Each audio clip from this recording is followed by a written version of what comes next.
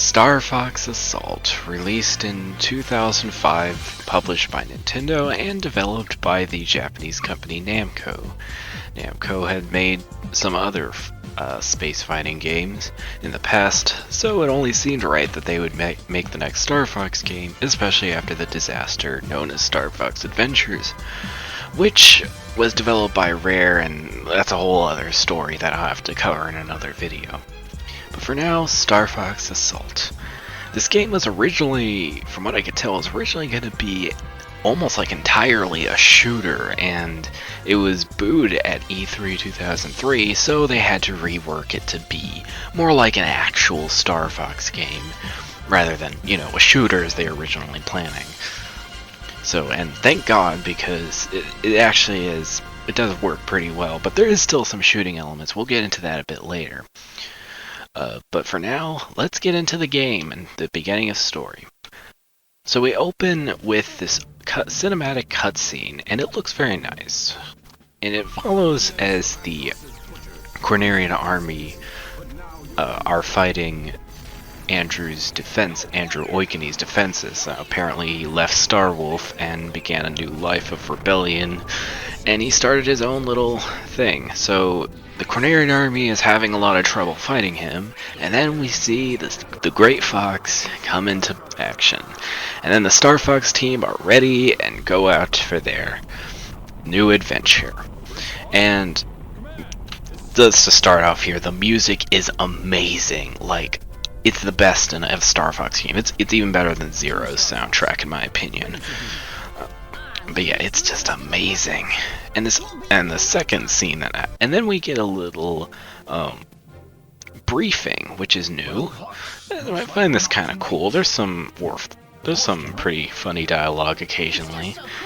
And then we get another cutscene, cinematic cutscene, and it is the best opening to a Star Fox game, honestly, in my opinion. It's just amazing. Sound effects, music. The music really makes it. It really just shows it's powerful. And then we get our first mission. And this is probably my favorite mission. Mission 1.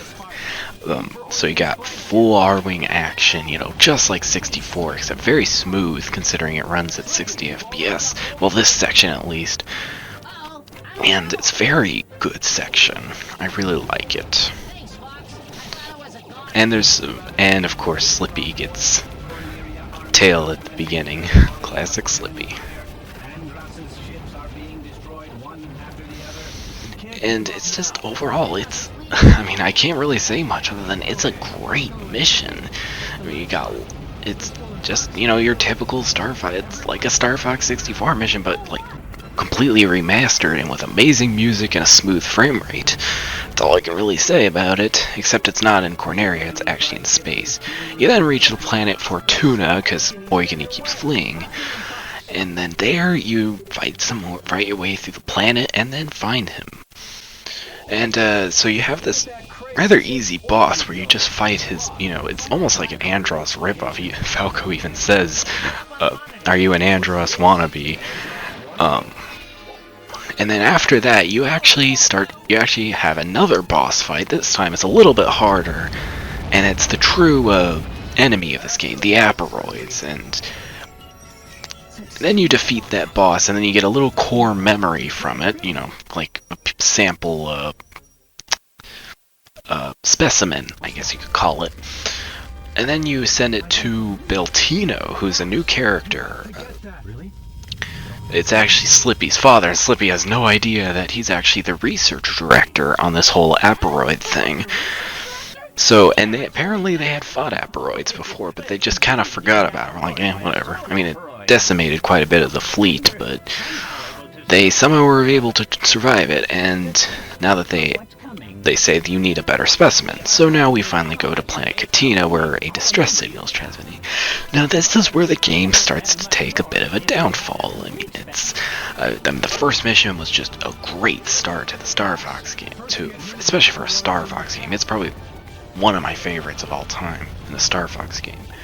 But Then mission 2, for not only do we get a frame rate drop to 30 FPS, I mean sure it is an on-foot mission, it's not quite like an R-Wing section at 30, but we'll get into that more later. And then we also get an on-foot section. Now, I was talking about the shooter part a bit earlier. Yeah, shooting is kind of a reoccurring thing in this game, it seems. You're constantly battling enemies through it. Some semi-wide arsenal of weapons. I mean, you only get like 3 in this particular mission. Then, shortly after you shoot a couple aperoids down, you get in the Landmaster, a classic vehicle from 64. And, it controls better than 64's Landmaster, but it's also used in an all-range mode, while Landmaster Section 64 were linear. They were on rails. That's the word I was looking for. This is all-range Landmaster, and it controls, fine. It's not the best, but it controls fine. And, yeah, it's kind of hard to shoot down flying enemies, because your teammates will ask for help in this mission. So this mission is all about destroying some aperoids, and then later on you have to destroy all these hatchers, and hatchers are a reoccurring thing in this game. Like some later levels have it. Whoa, what are these things? And then we reach the mission's boss, and this boss is a little frustrating. It's a little harder than the first, considering you have to shoot a weak point and then you get up to the top, but it's overall, especially if you played it before, it's really not that hard. So then you finally can get the core memory, but then Pigma, out of all people, comes out of nowhere and steals it. So they have to track down Pigma, and this next mission takes place in one of Wolf O'Donnell's territories. The Sargasso Space Region, as it's called. Apparently, they think that Pigma has fled there, or at least his readings show that he's gone around that area. So they go to that area, and they decide to, they're like, you know what, screw it, let's just take over the base as much as we can. So they destroy a bunch of transfer devices, and apparently that's enough for them to take over the base. I don't really get that, but then we finally meet Star Wolf, and let me just say, I adore Wolf's voice actor. It's wonderful. I mean, it's the engineer from TF2, and it's perfect. It's a perfect voice for Wolf. It's exactly how I'd imagine Wolf's voice being, not the kind of weird voice that he had in 64. It's a really good voice. It's probably my favorite Wolf voice. I mean, Zero's was okay, but I mean, I really like Assault's voice, Grant Goodeve. Very good job. So you have to get into your R-Wing, and then for the first time you get a 30 FPS R-Wing section. Again, I'll probably stop rambling about FPS, because really, it doesn't matter as long as you're having fun. And I do have fun with this game, even if it's 30 FPS. Enough of that. So you have a little dogfight with Star Wolf, and instead of it being 4, there's only 3. Wolf, Leon, and then a new recruit, Panther. And he is he's stupid. I'm sorry. I don't like him. I mean, he's only in this game. He's only in this game for a reason. And then after you defeat Star Wolf, Fox is just like, come on, just give us Pigma already. And then Wolf explains that Pigma was actually kicked out of Star Wolf. They don't really explain why, but they say that they would probably just, they just kick him off his property if you were to show up there. So apparently he just kind of flew by and they just detected him. So this whole mission was kind of pointless, but I guess so they head over to Ficina and this planet.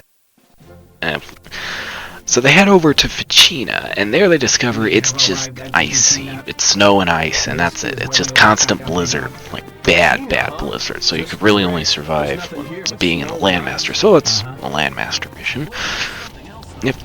To destroy the the reason it's a blizzard all the time is because of the climate control center, and the climate control center was programmed to make it a blizzard all the time. So you have to destroy some generators to destroy the shield of the climate control center. Then you enter and then destroy these sentry bots. Then you go wing riding with Falco. The ring riding sections are pretty good. I mean, it's almost a mix between R-Wing gameplay and on foot. I mean, it's mainly on foot, considering you're still controlling a gun, albeit one gun. the plasma cannon, and it's pretty powerful, let's say. It's very, I like it. It's not the best, I mean, it's a little wonky, but, I mean, I like it, it's fine. Then, we reach the boss. Slippy explains that, Aberroids can take over other machines. Pigma actually appeared, and he just kind of said, "Oh, well, you have to defeat this. Don't go after me, because that thing is gonna, I mean, it looks like it means business," I think he says. So you kind of have to destroy that Aberroid machine. So yeah, and the boss is frustrating. Well, first time I played through it anyways. Even now I still find it kind of frustrating, because one, there's a timer, so of course it's timed. I mean, there were plenty of Star Fox 64 timers, plenty of timers in Star Fox 64.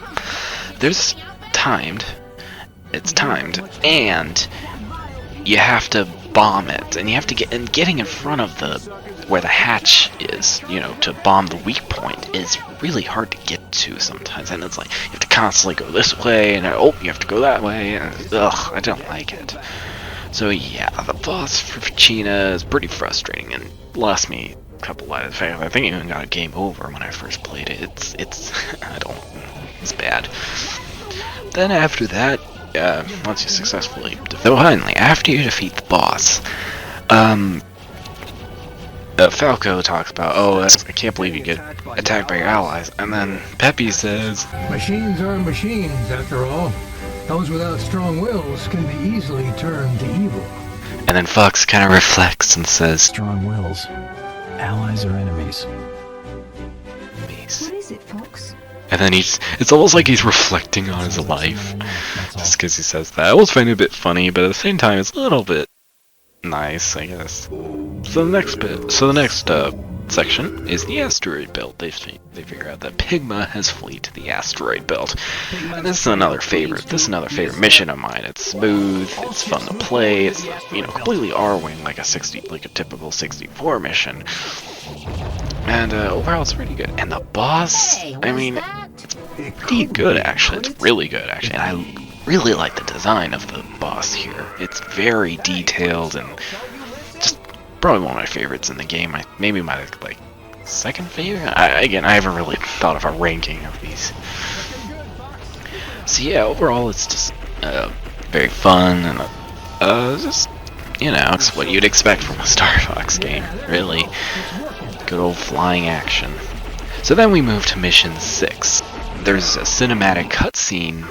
By the way, I love these cinematic cutscenes. They're few and far between, but I love when they happen. They give the core. So obviously from Pigma, they get the core memory that Pigma had. Somehow, I don't get how if they defeated. Anyways, so they get the core memory somehow, and then they give it to General Pepper, gets to Baltino, and they find the Aberroid homeworld. And right as they're about to head over, of course, Crystal has to ruin everything and says, "Oh, I detect a distress signal from planet Zarya," dinosaur planet. I guess they don't want to deal with copyright by Rare, because considering Rare was a different company. Even by 2006, it was different. Anyways, so they have to go to Planet Zarya. It's kind of like, ugh. Oh boy, the briefing for this one is a bit weird. Fox and Crystal have a bit of a thing going for each other, and it gets really weird in this briefing. Oh gosh, yeah, it's why did they do that? Anyways, enough of that. So the whole point of this mission is to get rid of all the Hatchers and Aberroids in Planet Zarya. It's kind of a not as common one where you have to switch between the Landmaster, R-Wing, and on foot at will, and I really like that idea. It's just kind of, you know, you go one, you go to the other, and the might gauge, of course, which is also in mission 3, I believe. But basically, if the might gauge is getting too full, then you have to go to your R-Wing and then defeat enemies there. And that's an all-range section, of course. So basically, and then you defeat the Hatchers and the mission's over. Not much to say other than... So yeah, just kind of a bit of appreciation for the change at will kind of thing. Overall, it's a pretty good mission. I mean, there's no boss, so that's kind of a disappointment, but we'll get to that in the next section. We then get a cinematic cutscene with Fox and Crystal, and so they basically look over and all the asteroids have been wiped out, even though I feel we didn't defeat all of them. It seems like they're all gone. And then Tricky comes out of nowhere and literally tries to kill Fox. Not really, but then you see him riding on his back because he's grown, obviously, since Adventures. And then a really awkward moment with Fox and Crystal happens. It's just so awkward, like, ugh. Yeah, I can see what the developers were trying to do. They're trying to do fan service, you know?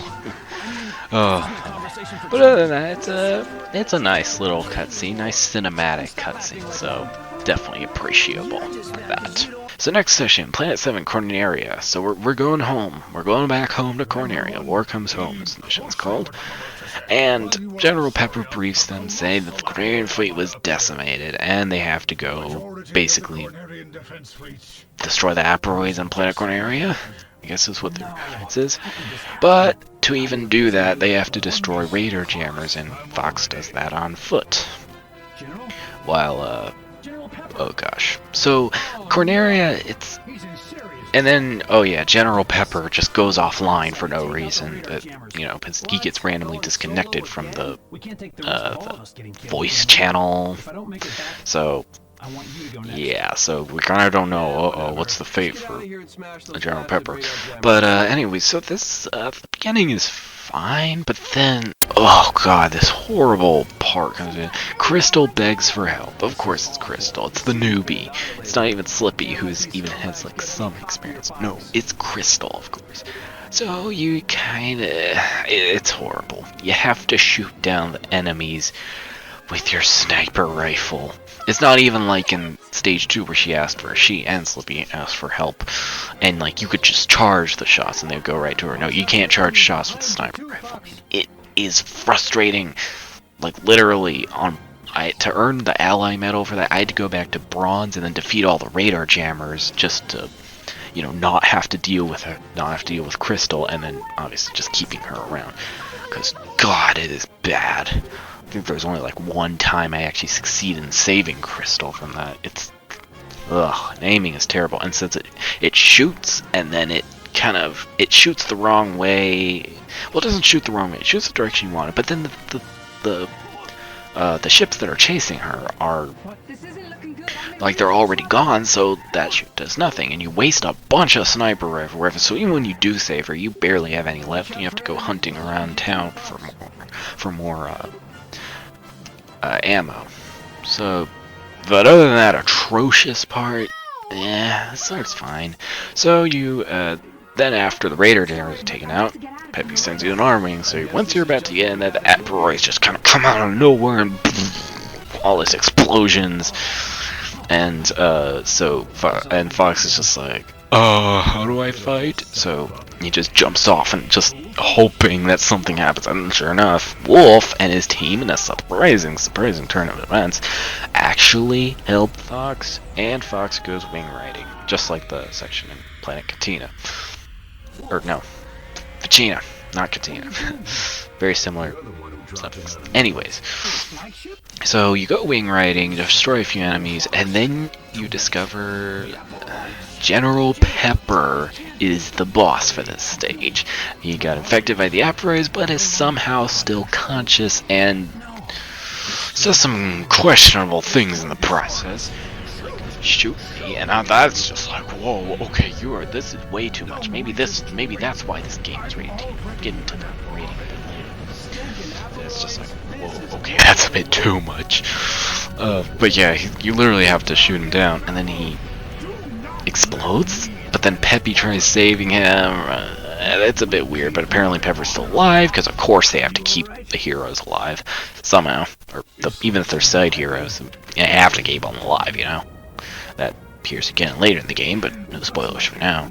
And Fox thanks Wolf for saving him, and Wolf is just kind of like, I didn't come here to save you, but whatever.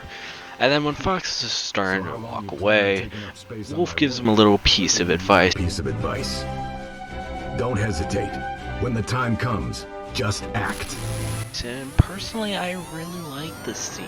honestly, it's a really good shipping scene for Fox X Wolf, but, you know, not gonna get too much in that. But I do like it. It's very sweet and really nice bonding, especially considering how little their relationship was in 64, and it's kind of, I really love it in Assault. It's just, I love it a lot. But, so, and then if you do well enough, like say you actually fucking save Crystal, or you know, and you do well enough, he'll actually Fox will actually get mad at he'll get mad at Peppy in the mission score, like the report card that you get at the end of each mission. And then, so he'll get mad at him in that particular report card. It's a little funny, honestly. But anyways, we move on to Mission 8. So finally, they've found the way to get to the home world and a way to defeat the Queen. But unfortunately, while Beltino's working on this thing called a program, it's kind of like a nuclear bomb, but full of apoptosis, which apparently if inserted to the Queen, all aporoids will self-destruct. So the Queen will die, and all aporoids will self-destruct, and the threat of all aporoids will be just eliminated, and the Lilac system will be free once again. But before they can do that, they have to protect the orbital gate, kind of like the evacuation center for, it's kind of where everyone who was living in Corneria lives right now, and also a governmental establishment for Corneria. Well, it's under attack, because obviously no one is on planet Corneria at that time, because it's bad. Anyways, so you have to protect the orbital gate, so you kind of have to defeat these aporoids, save Slippy and Crystal, the two bad ones at flying. And especially Crystal, though, in this game at least. And then these missiles start appearing, and apparently if you fail, Fox will make this really... the scream he makes. Oh gosh, it's funny. It sounds like Fox got so angry he threw like a chair or something.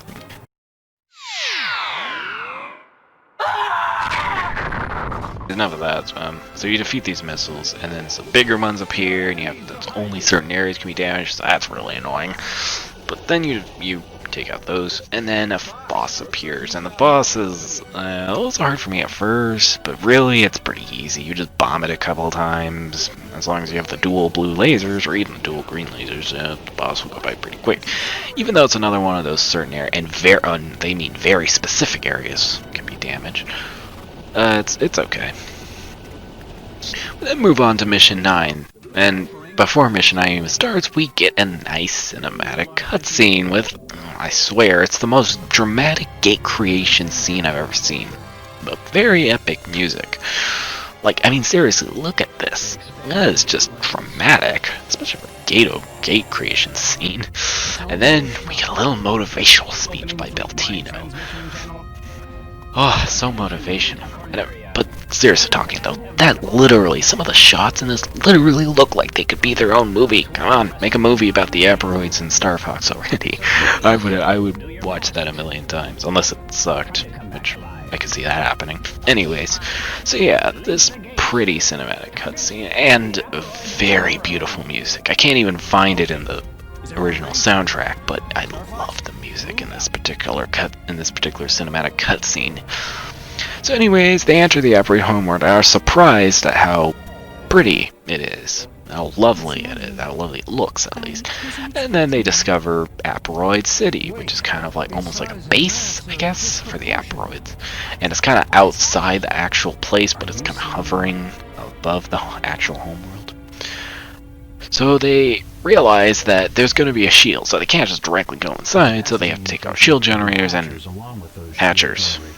Yeah, those again. Like, I swear, half these missions are just destroying hatchers. Crap. Anyways, so you have to destroy shield generators, then the hatchers, generators, hatchers, generators, hatchers. It goes like that. It flops around like that. Especially silver. Silver and gold take forever to complete. Well, bronze takes like 2 minutes. Okay, maybe not 2 minutes. I think it takes like about like 12 minutes compared to like 24 minutes. And then finally, you're like, oh, that took so long. Well, if you're playing on silver at least, or gold. Oh, that took so long. Finally, I'm out of here. It's also a very difficult mission, like, damn. It's hard. You're constantly getting blown up by the enemy, so you kind of have to attack from afar is what I found worked best. Yeah, overall it's lengthy. It's too lengthy for my taste. I mean, bronze isn't that lengthy, but again, no one likes playing bronze. Is too easy. And then the highest difficulty, gold, and then the, regular difficulty, silver. Even silver, it takes forever, and you're finally like, okay, I'm done. Mission update, not mission complete, and you're like, damn it. So you have to go into your R-Wing. And again, this is another mission where you can switch between, Landmaster, R-Wing, or on foot. And honestly, I thought the switching between R-Wing and on foot just felt kind of pointless at first, considering there's no might gauge, and if there was, oh god, that mission would be terrible. But overall, the mission's fine. It's way too lengthy, but it's fine. So then you have to defeat more Hatchers onto the base. Falco and Slippy will beg for help unless you defeat the Hatchers in time, so you don't have to deal with Slippy at least. And then, once you're done with that, that means they can finally get inside the home world. I mean, we've been wanting to do this since Mission 6. So now that we're finally getting into the home world, they realize, oh shit, the shields are actually, what we did was completely pointless, and Mission 9 had no point at all. What we did was worthless, and yeah, basically the gate reappears, or the shield protecting the inside that they were trying to get rid of through the shield generators, they reappear, and you can't get in, even with regular laser fire. It's pointless. And then we get a very dramatic scene. This is also a cinematic cutscene too. We get a very dramatic scene where Peppy sacrifices himself, literally. He and the Great Fox is starting to become overridden with aperoids. That means that's the end of the Great Fox, no matter what happens. So, rip Great Fox 1. So, basically, Peppy just he shoots huge energy blasts to destroy, like, the place that you literally were just in. So, quite powerful. And then, literally, he just crashes into the gate, and things go flying everywhere, and it's so dramatic. Pepe, you can't die! And, oh gosh, it is crazy. And then, does he say, you have to get inside before the shield comes back, come on, you fools. And then, Fox almost cries, but then he realizes, oh wait. Then his inner military general comes out, I guess, and it's basically just like, and Slippy is crying, Slippy's crying like crazy, and he's just like, and anyways, but I mean, not gonna lie, the first time I watched it, I was just like, Peppy. Not Peppy. I didn't have to be Peppy. It could have been Falco, Slippy, or Crystal, but why did it have to be Peppy? And now I just kind of look at him, kind of like, meh. I mean, it's pretty sad, but it's not, I feel like they could have done better. But overall, it's a pretty dramatic scene. I say they did a pretty good job with it, and the music is amazing, like usual. Particularly love this particular scene's music. Anyways, so you move on into the inner parts of the world, and then Starwolf joins you, and this leaves a lot of unanswered questions, and they never get answered, by the way. So yeah, I'm probably not gonna ask, but the biggest one is, how the hell did they get in? Anyway, so they team up with Star Fox again, and just kind of, just defeat some enemies, and admittedly, this one is tough, especially in gold. Even to this day, gold, or highest difficulty, is the hardest for me. I mean, it is hard, not gonna lie. Okay, let's go count all these obstacles. Everything's trying to kill you, basically. It's quite a good last mission, I must say. It's not like, well, it reminded me a little bit of Venom 1 from 64, the easy mode Venom. But, I mean, mean, it was actually pretty hard now that I look back at it, but it's harder than that. And I don't know if it's harder than the Star Wolf fight, on Venom 2, I think it is. The hard mode Venom, the true ending of 64, but it's on that level, if not worse. I think it's more harder than that, though. Well, I'll have to rethink that. Anyways, so you go through a shit ton of obstacles, you have to save every single one of your teammates. You don't ever have to save Star Wolf's teammate, and Panther, just course, he just has to act like a creep. I've got to see you again once this is all done. If we lose here, And then Crystal's just like, oh, F off. I don't want to deal with this. If we lose here, you'll never have the chance. Yeah, she's clearly like, I don't want to see you. You sound creepy. By the way, he's voiced by David Scully. So is Leon. And Leon just sounds, I like this kind of voice from 64, the kind of, not yet, the party's just begun. I love that voice. But then this one, he sounds a little bit like Dimitri from Sly Cooper.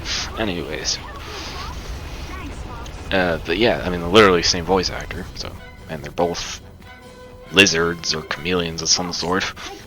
Similar species. Anyways. So they move on and they finally get to the final boss. And basically you just have to, this is an all range section, and you have to go through the armor and then blast this red section like you do pretty much every other final boss. That's the sweet point. And then, so once you do that, and it's actually pretty simple as long as you don't get attacked by the queen. Literally, it tangles around you and it hits. It's almost like an Andros with if you get it under the tentacles, like he would just kind of, it would really like damage your ship pretty heavily. Like it's similar to that. Anyways. So once you finish that, you fire the program in there, and then they realize, oh wait, oh crap, it's not working. So they have to defeat her before, and I don't even think this part is timed. But anyways, you have to defeat her before she escapes and creates an antibody. So and then Fox just dramatically says, The final battle! oh boy, this one is tough. It's honestly, it's more difficult than Andros. Like, no joke, it literally is. Like, I'm surprised. That's like, I'm crazy. Damn, it's hard. But because you have to shoot 4 sections in order just to damage the queen. So, and then she originally has a shield over the weak spot, which is her eye. And then you remove that armor, and then you finally start damaging her. When you start damaging her, it goes down quite a bit. And in bronze mode, you can and your teammates will actually go up front and help you. But you have to destroy some mines, and if you fail to destroy enough mines, or don't even do crap at all, they'll just say, I have to get out of here, or dang, that's the end for me, or something like that. But if you destroy enough mines, they'll actually give you some supplies. Very useful if you have it at low health. Particularly, they'll generally give you, a silver ring, which actually does quite a bit more than a silver ring did in 64. But I'll get into that in a minute. Then you defeat some more. Then it will go back where you have to shoot the 4 sections, and then finally the eye will come out again. And the eye has two main attacks: the breathing fire thing. I don't even know what that is. And then also, which is probably the harder one to avoid. And then the just swinging right at you and hurting your R-wing. But honestly, it's not as bad as Andros literally like crushing your ship and making it almost impossible to beat him. Anyways, but still, it's somewhat hard to avoid. And then you defeat some more, and then the final stage. And this time, she literally only has 2 attacks left. One where you have to go through the center, and the other where you have to avoid the center. So sometimes it can get a little, hard at that point. And then you just kind of, and at this point, she's so weak, you just, shoot her like 20 times, she's done, and you get hit plus 20. That wasn't a coincidence, by the way. Anyways, and then that's it. The game's over, and in less than 3 hours. Which is quite crazy. Considering 64, considering like endless hours, it seemed. But this game has decent enough replayability. But anyways, we get a final cinematic cutscene. That's the end of the Queen. And it's pretty good until Fox says this line. Just one big entity. She tried to bypass evolution by stealing souls, but you have to be born with one. With one. Yeah, that's a true. I don't think anyone really liked that one. It's just, it feels cliched, honestly. It's not the worst thing I heard, but it's not that great. I feel like they could have done better. Anyways, so yeah, and honestly, it's like a little bit cool roll calling section where they show all the characters. You know, Fox McCloud, Crystal, Slippy, Falco. You know, just everyone pretty much, except for the villains. No, they don't show any of the villains like Oikani or. But they do show Starwolf, and that's really fun. You get a very cool shot of Wolf O'Donnell. Probably the best shot you get in the entire game, and I just love his design in this game. I love all the designs, honestly, except for, well, Falco's meh. I mean, I don't hate it as much as other people do, but Falco's is okay. It works.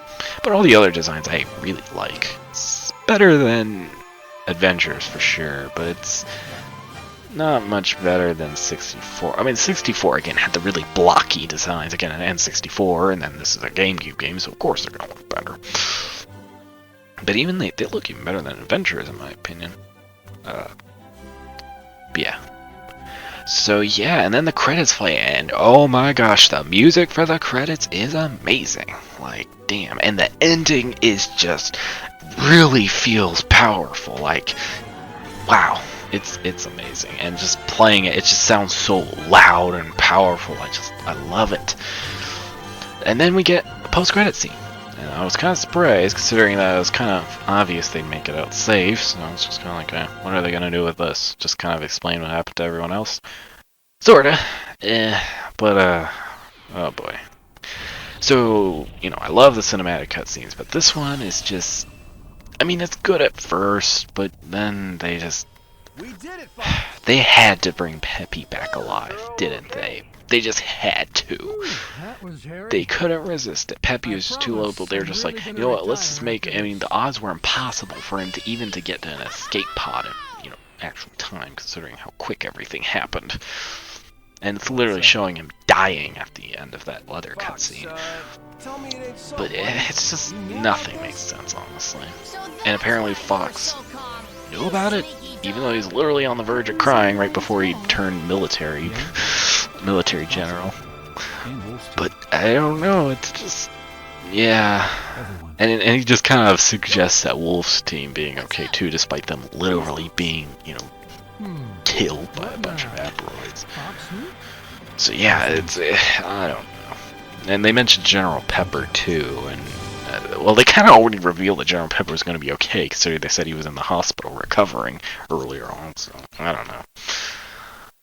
Not the best ending, but overall, really good game. I'm surprised. Alright, that'll be it for part 1. I will release part 2 soon. For now, I hope you enjoyed this video. Like or dislike, whatever you want to do. And I will see you all in part 2, where we will just go over my general opinion of the game. So yeah.